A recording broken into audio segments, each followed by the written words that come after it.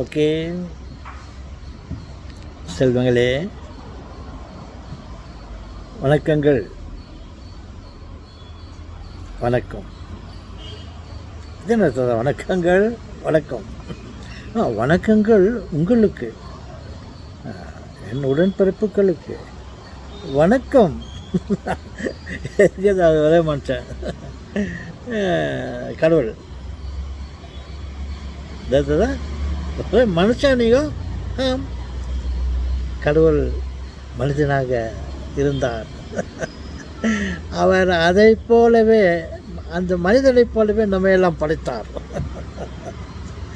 அப்போது அந்த மனுஷன் சொன்னதில் தப்பு இல்லைன்னு நான் நினைக்கிறேன். நீங்கள் என்ன சொல்கிறீங்களா? மாற்று கருத்து இல்லை தாத்தா. ஆசை ஆசையே அலை போலே நாம் எல்லாம் அதன் மேலே ஓடும் போலே ஓடிடுவோமே. சரிதான். இந்த ஆசைன்னு ஒரு பாட்டு பண்ணிக்கல, இந்த ஆசையை வச்சுக்கின்னு ஏதாவது ஒன்று எடுத்து ரிலீஸ் பண்ணுங்க தாத்தா. ஓகே சொல்லுங்க. Once upon a time, there was a college in Bangalore. அங்கே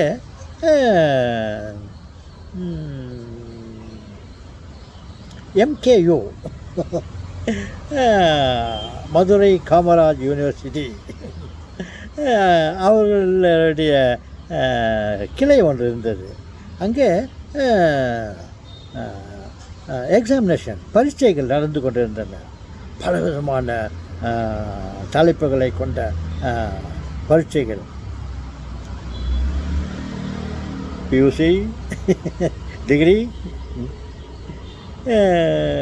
மாஸ்டர் டிகிரி. என்ன தாத்தா கொஞ்சம் பிரித்து சொல்லுங்கள்ல.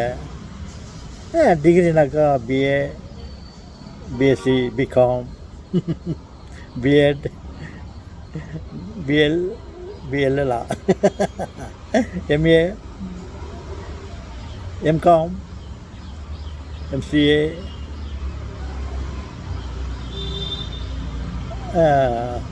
எம்சி, மாஸ்டர் ஆஃப் சயின்ஸா ஏதோ. ஓகே.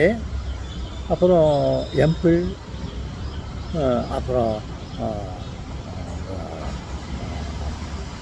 பல விதமான ஈவன் டைலரிங், நியூஸ்லாம் சொல்கிறாங்களே, தமிழ் ஞாபகம் இல்லை, அதனால் நான் இப்படி சமாளிக்கிறேன். ஓகே. இந்த மாதிரி பரீட்சைகள் எக்ஸாமினேஷனெல்லாம் நடக்கும். ஆனால் அப்போது அந்த காலேஜில் நான் ஒரு இல்லை 4 லேபுங்க, சயின்ஸ் டிபார்ட்மெண்ட்டுகளாக இருக்கும். கம்ப்யூட்டர் சயின்ஸ், அப்புறம் ஃபிசிக்ஸ், கெமிஸ்ட்ரி, இந்த மாதிரிலாம் லேபுங்கெல்லாம் இருந்துச்சு. அதுக்கெல்லாம் நான் மேனேஜராக இன்சார்ஜாக இருந்தேன். பெரிய பொறுப்பில் இல்லை, மேனேஜர். அதெல்லாம் பார்த்துக்கோ, என்னுடைய கண்ட்ரோலில் இருக்குது. அதெல்லாம் கம்ப்யூட்டர் சயின்ஸ், அதில் ஃபஸ்ட் பியூசி, செகண்ட் பியூசி, அப்போ அங்கே டிகிரி இல்லை. அப்புறம் மற்ற இந்த காமராஜ் யூனிவர்சிட்டி எக்ஸாமினேஷன்லாம் அங்கே நடக்கும். அப்போ அந்த சமயத்தில் நான் பல எக்ஸாமினேஷன்களுக்கு நான் இன்விஜிலேட்டராக என்ன சப்ஸ்டியூட் மாதிரி யாரும் இல்லாக்கட்டி அந்த சமயத்தில் நான் இன்விஜிலேட்டர் ஒர்க் பண்ணியிருந்தேன். அப்போ ஒரு நாள் பல விதமான பல எண்ணிக்கையில் பல விதமான ட்ரேடில் எக்ஸாமினேஷன்லாம் இருக்கும். அதிலெல்லாம் நான் இன்விஜிலேட்டராக இருந்திருக்கிறேன். அப்போது ஒரு முறை MCA master of science examination நடந்தது. அந்த எக்ஸாமினேஷன்லாம் ஆயிடுச்சு, முடிஞ்சிடுச்சு. அப்புறம் எல்லோரும் கிளம்பி அவங்கவுங்க வீட்டுக்கு போனாங்க. அப்போது நான் இப்போ பக்கத்தில் இருந்த ஒரு கேன்டீன் அங்கே போய்ட்டு நானும் என்னுடைய ப்ரொஃபஸர் காலேஜ் உரிமையாளர் இல்லை நாங்கள் உட்காந்து அங்கே காஃபி சாப்பிட்டு இருந்தோம். அப்போது இங்கே 2-3 MCA master of science examination முடிச்சுட்டு அந்த 4-5 பேர் ரொம்ப சந்தோஷமாக அவங்க சக்ஸஸ், அதாவது ரொம்ப அவங்களுக்கு திருப்திகரமாக அந்த கடைசி எக்ஸாமினேஷன் முடிச்சுட்டு அவங்க வந்து இதாக ஒருத்தர் உரையாடி கொண்டு இருந்தார்கள். அதில் ஒருத்தர் கேட்டான் மற்றவனை பார்த்து, இப்போது எக்ஸாம் எல்லாம் ஆயிடுச்சு, இப்போ நெக்ஸ்ட்டு என்னையா வந்து ப்ரோக்ராம் அப்படின்னு ஒருத்தன் வந்து மற்றவனை கேட்டான். ரொம்ப சந்தோஷமாக 2-3 முறை அவர் வந்து எழுதி கட்சியில் இப்போ ரொம்ப திருப்திகரமாக முடிச்சிட்டான்றவர் எண்ணத்தோடு நெக்ஸ்ட்டு நான் தாடி ஓடணும்ப்பா. என்னது என்ன மாஸ்டர் ஆஃப் சயின்ஸ் ஆயிடுச்சு, இப்போ நான் சயின்டிஸ்ட்டு. இப்போ சயின்டிஸ்டாக்கா எல்லாம் சயின்டிஸ்ட்டுங்களாம் தாடி விடுறாங்க இல்லையா, எந்த சயின்ஸை பார்த்தாலும் எல்லாம் இப்போ தாடி விட்டுன்னு ஒரு மாதிரி டயர்டாக காணப்படுவார்கள். அது மாதிரி இவர் MSc master of science examination ஆச்சு, ஃபியூச்சர் சயின்டிஸ்ட் இவர். அப்போ அதுக்கு இப்போ நெக்ஸ்ட் வந்து தாடி ஓட்டணும் அப்படின்ட்டு இவனுடைய விருப்பத்தை சொல்லினேன்தான். எனக்கு 2 காது இருந்தது. ஒன்று வந்து இந்த பக்கம் என்னுடைய ப்ரொஃபஸர் அந்த கல்லூரி உரிமையாளர் அவரோட பேசுகிறத கேட்டிருந்தேன். அதே சமயத்தில் இன்னொரு காதில் இவங்க இந்த 2-3 பேர் பேசுகிறது என் காதில் ஓட்டுது. அதில் இவர் பேசுங்கிறத விட இவங்க 2 பசங்க பேசுனது தான் எனக்கு ரொம்ப இன்ட்ரெஸ்டாக இருந்துச்சு. என்னன்னாக்கா இவர் காலேஜில் அதாவது எக்ஸாமினேஷன் சயின்ஸ் எக்ஸாமினேஷன் ஆயிடுச்சு, இப்போது ஃபியூச்சர் சயின்டிஸ்ட்டு. அப்போ இந்த சயின்டிஸ்ட்டுங்களாம் தாடியெல்லாம் விட்டுட்டு ஒரு மாதிரி ரூபத்தில் இருப்பாங்க, ஒரு மாதிரி அழுக்கடைந்த ஆடைகளோடு தாடியெல்லாம் வச்சுன்னு. ஏன்னா அவங்க ரொம்ப திங்க் பண்ணி மைண்டெல்லாம் அங்கே இருக்கும். அவங்கள பராமரித்து கொள்வதுக்கு அவங்களுக்கு டைம் இருக்காது, அது ஆர்வமும் இருக்காது. அவங்களோட எண்ணங்கள் எல்லாம் ஒரு புதுமையை நாடிக்கொண்டு இருக்கும், ஒரு ஆராய்ச்சியை நாடிக்கொண்டு இருக்கும். அப்படிப்பட்டவங்க தன்னை செயற்படுத்திக்கொள்ள அவங்களுக்கு நேரம் கிடைக்காது. அதனால் அவங்க தாடி விட்டுட்டு அப்படி அகோரமாக காண்பப்படுவார்கள். அவர்களுக்கு வெளியே அறிவை நம் பார்ப்போம். அந்த மாதிரி இவருக்கு ஏற்பட்ட ஆசை என்னாக்கா, இப்போது நான் நெக்ஸ்ட்டு வந்து தாடி ஓட்டலாம்ப்பா அப்படின்ட்டு பேசியிருந்தான். அவருடைய ஆசையை பார்த்தீங்களா? இந்த ஆசை விஷயமா ஏதாவது சொல்லுங்க தாத்தான்னு கேட்டிங்களே, என்னுடைய அனுபவத்தில் நான் பார்த்த கேட்ட ஒரு விஷயத்தை சொல்லுகிறேன். என்னன்னா, இந்த சயின்டிஸ்ட்டை பற்றி பாஸ் பண்ணிட்ட பிறகு நான் வந்து இப்போது தாடி ஓட்டணும், எக்ஸாமினேஷன் ஆகிடுச்சு. இப்போ நெக்ஸ்ட்டு வேலை என்னன்னாக்கா, நான் இப்போ தாடி ஓட்டணுன்னு ஒரு ஆசை இருந்துச்சு. அவர் உண்மையிலேயே ஒரு திறமையான மாணவன். சில முறை சமயங்களில் அவர் தோல்வி அடைந்திருக்கிறார். ஒரு முறை நன்றாக படித்து தேர்ச்சி பெற்ற ஒரு சயின்டிஸ்ட்டை விட, ஒரு டாக்டர்களை விட, ஒரு என்ஜினியரை விட பல முறை அவர்களை தோல்வியை கண்டு 4-5 முறை 2-3 முறைக்கு பிறகு அவர்கள் வெற்றி பெற்றார்கள்னா, அவர்களுக்கு முதல் முறையிலேயே படித்து பட்டம் பெற்றவர்களை விட இவர்களுக்கு கொஞ்சம் அதிகமாகவே அனுபவம் இருக்கும். பல முறை அவர்கள் படித்து அவர்களுக்கு ஞானம் அதிகமாக இருக்கும். ஏதோ ஒரு சில காரணத்தினால அவங்க ஃபெயில் ஆகியிருக்கலாம். ஆனால் அவங்க மறுபடியும் ரிப்பீட் பண்ணி எக்ஸாமினேஷன் எழுதும்போது அவங்களுக்கு உண்மையிலேயே அதிக அறிவு இருக்கும். தாத்தா அவங்கள விட உங்களுக்கு ரொம்ப அறிவுக்கு பாதிக்கு தாத்தா. ஆனால் உங்களுக்கு தாடியை காணுமே, எப்போ உங்களுக்கு தாடி இல்லையோ நீங்கள் செவி சயின்டிஸ்ட்டு தாத்தா அப்படி சொல்லாதீர்கள் என்று சொல்லுங்கள். தாடி அப்போ தாடி யார் வைக்கிறாங்க தாத்தா? அது நான் சொன்னேன், சயின்டிஸ்ட்டுங்களாம் வச்சுருக்கிறாங்க. சில சோம்பேறிகள் எல்லாம் தாடி வைத்து கொண்டிருக்கிறார்கள். இதில் யார் சயின்டிஸ்ட்டு யார் சோம்பேறி? இதெல்லாம் ஷேவ் பண்ணுமே விட்றா அப்படின்ட்டு அப்படியே விட்டுட்டு போங்க. அவங்களும் தாடி வைக்கிறாங்க. சிலர் சில உடல் நிலை காரணமாக ஒருவேளை அவர்களுக்கு சுகர் கம்ப்ளைண்ட் இருக்கலாம்.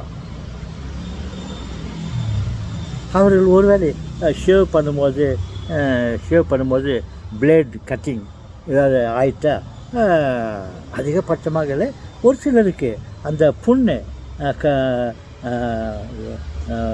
கட் பண்ணிட்ட பிளேட் கட் ஆகிட்ட இடம் ஒருவேளை ஆறாமல் போயிடும்.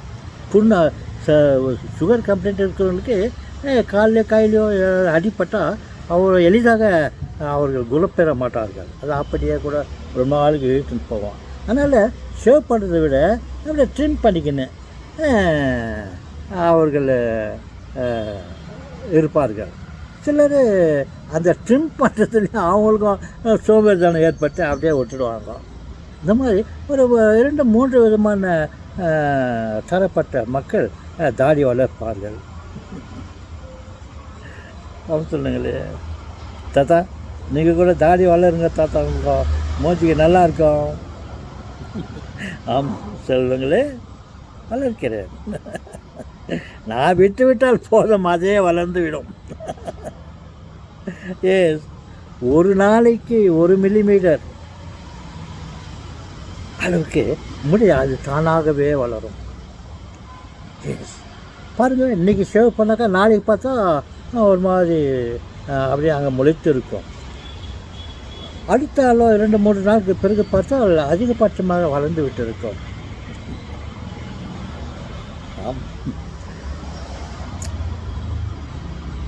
ஆம் சொல்லுங்களே, முடி மட்டுமல்ல, மூளையும் வளர்ந்து கொண்டே இருக்கிறது. நாள்பட அனுபவங்களும் சிந்தனைகளும் சேர்ந்து அவர்கள் அறிவு வளர்ச்சி அடைந்து கொண்டே இருக்கும். நீங்கள் நினைத்து கொள்ளாதீர்கள் முடித்தான் வளைகிறது இந்த மனுஷனுக்குன்னு. முடியோடு மூளையும் வளர்கிறது. சொல்லுங்களே, நாம் யாரையும்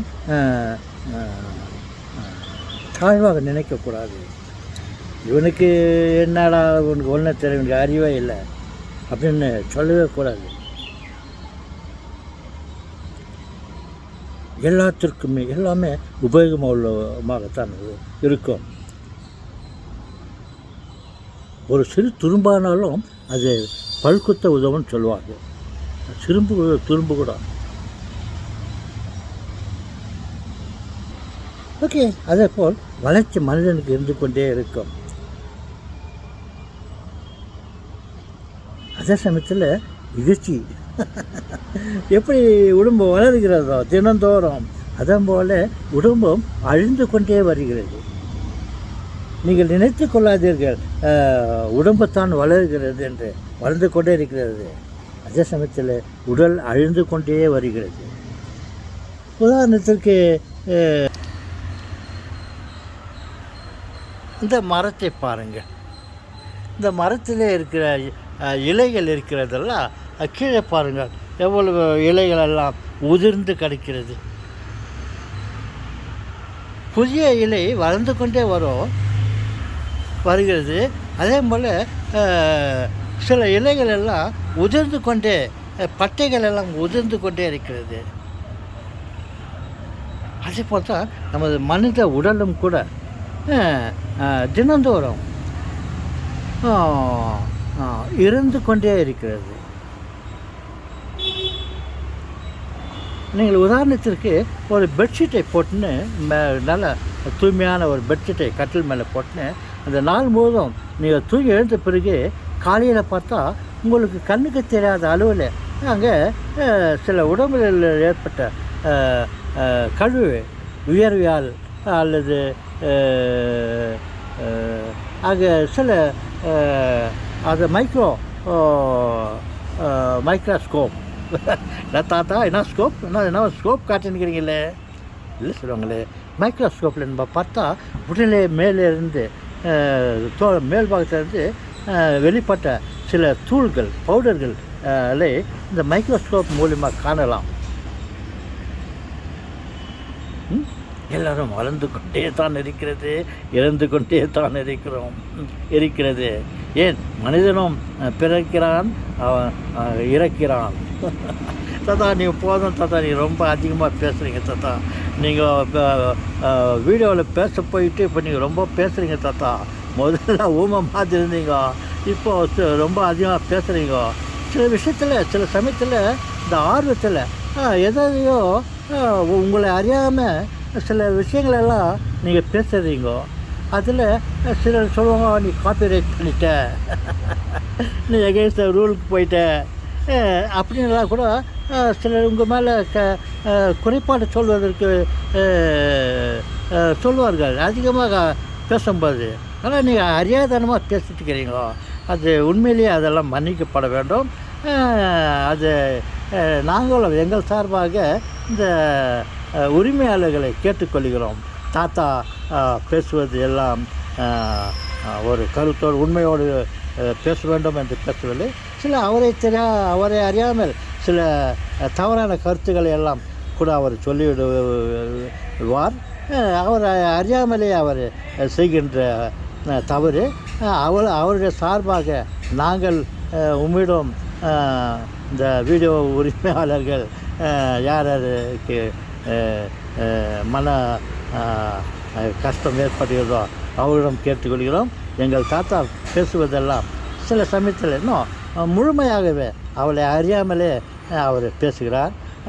தயவுசெய்து அவரை மன்னியுங்கள் பெரியவர்களே என்று நாங்கள் உண்மை கேட்டுக்கொள்கிறோம் என்று சொல்லுகிறீர்களா? ஓகே, எனக்காக வாதாடுகிறீர்களே, உங்களுக்கு நன்றி. வணக்கம்.